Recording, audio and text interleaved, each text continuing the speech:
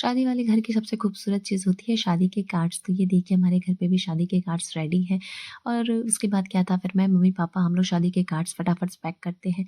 चूँकि हमारे यहाँ शादी के कार्ड्स आ चुके थे फ़ैब में भी, काफ़ी अच्छे सही टाइम पे आ गए थे। बट उस टाइम पे सिर्फ मैं, मम्मी-पापा ही थे, तो हम तीनों ने ही मिलकर शादी के कार्ड्स, मैक्सिमम कार्ड्स को हम लोगों ने ही पैक्ड किया था। उसके बाद क्या था, हमें अपने गेस्ट को टाइमली उसे देना था, क्योंकि उसके बाद पापा की भी बोर्ड्स ड्यूटीज़ थी और वो भी काफ़ी ज़्यादा वहाँ बिज़ी हो जाते हैं, और मेरी भी। तो इस वजह से हमने इसे सोचा कि हम टाइमली इसे कर लें। उसके बाद क्या था, मुझे करना था अपनी बहनों के साथ इसे रीशूट, तो इसीलिए मैंने कुछ शादी के कार्ड्स को रखे हुए थे, जैसे कि जब हम तीनों साथ में आएँगे और मेरा भाई आएगा तो हम इसे शूट करेंगे। बट अनफॉर्चुनेटली मेरा भाई है नहीं यहाँ पे, तो फिर क्या था, हम तीनों बहनों ने ही इसे शूट किया।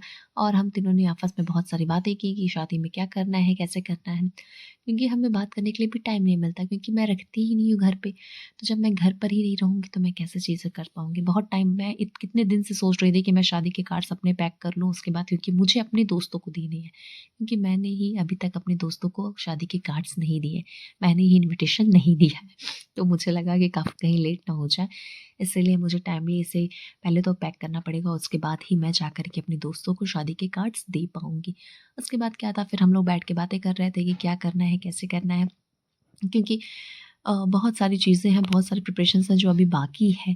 तो हम लोग वही चीज़ें डिस्कस कर रहे थे कि फटाफट ये सारी चीज़ें हो जाएँ।